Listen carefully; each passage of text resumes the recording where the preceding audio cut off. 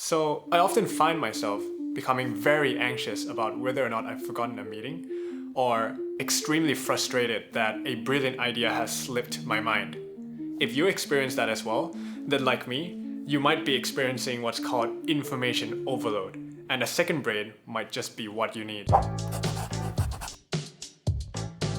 Welcome to the very first episode of Toon's Book Club, a video series where I take you through some of the books that have had the biggest impact on my life. Today, I want to talk about this book, Building a Second Brain, a proven method to organize your digital life and unlock your creative potential. I'll be taking you through what the second brain is, what its benefits are, how you can go about building your own second brain, and at the end, I'll also show you how I build my own second brain and use it to run my company. I really hope you find this video interesting enough to pick the book up and check it out for yourselves. Now let's get started. The key idea behind the second brain is that our brains are great at coming up with new ideas, finding out interesting connections between them, coming up with creative ways to solve new problems, but it sucks at remembering them. Just ask yourselves these three questions. How many brilliant ideas have slipped through the cracks over the years? How many meetings have you forgotten to join? How many life-changing advice you've gotten has faded over time? These are precisely the kind of problems that a second brain is designed to solve. A second brain, all in all, is a personal knowledge management system designed to help you store and retrieve information more efficiently. This goes from recording your daily task, your reading list, your shopping list, planning out your holidays, weekly journaling, financial recording, and so on. By building your own personal knowledge management system, or a second brain, you'll be able to better consolidate your ideas and also making them more easily accessible when you need them at a later date. So now you know what the benefits of having a second brain are. How do you go about building them?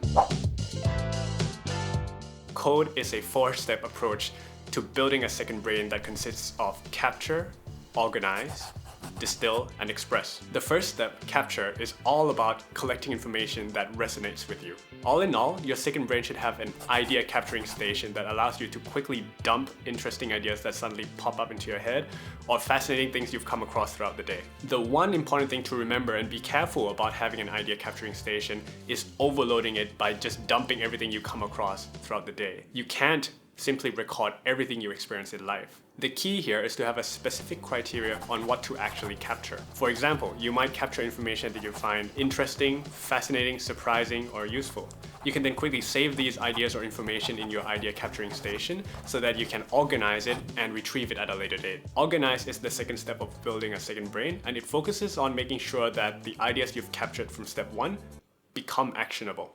Tiago Forte, the author of this book, actually suggested using the PARA system.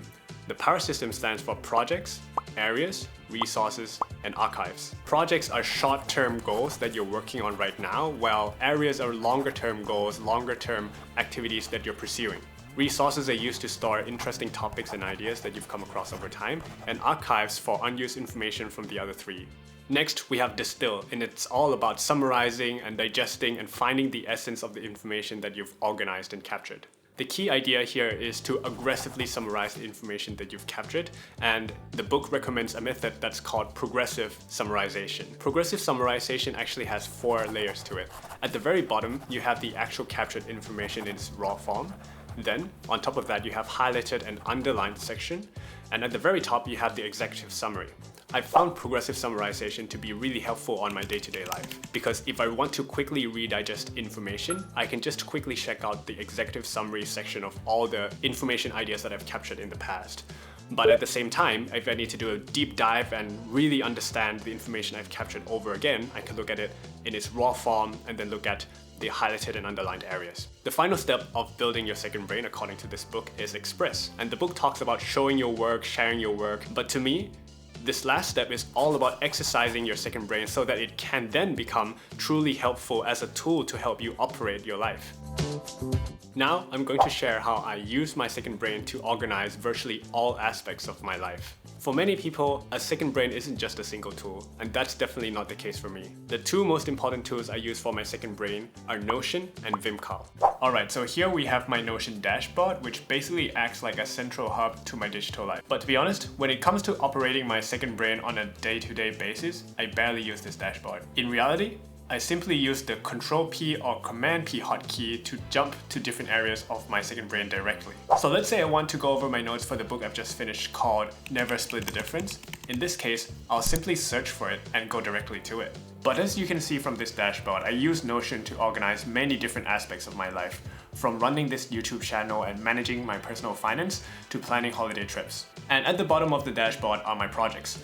These are basically goals or priorities that I'm working on right now. Now in practice, the way that this second brain operates starts in the idea capturing station. This place simply acts as a place for me to dump interesting ideas I've come across, videos I've seen, or things I want to check out in general. Now, I normally either do this through the Notion widget on my phone or through the Notion browser extension, which allows me to quickly add notes directly to this page without even opening the app. Then I schedule a few hours per week to go through my idea capturing station and organize these ideas into other parts of my second brain.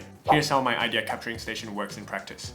So I've captured an idea earlier this week while having breakfast that I want to productize strategy audits as a standalone service at the digital agency I'm running. In this case, I would copy the idea and allocate a time slot for me to work on it in my calendar. Now, I think this task would take me around 1.5 hours to do, so I'll block out 1.5 hours on Tuesday morning to work on it. This way, I don't only remember my ideas, but I also block time to intentionally work on them. Here's another example. I've noted down to plan a trip to Germany. When I come to clear my idea capturing station, I'd move this over to my holiday trips page and put this in the backlog of my potential holiday trips where I can revisit it when I'm ready to plan where to go for my next holiday. Here's another place in my Notion second brain that I make use of all the time, the knowledge bank.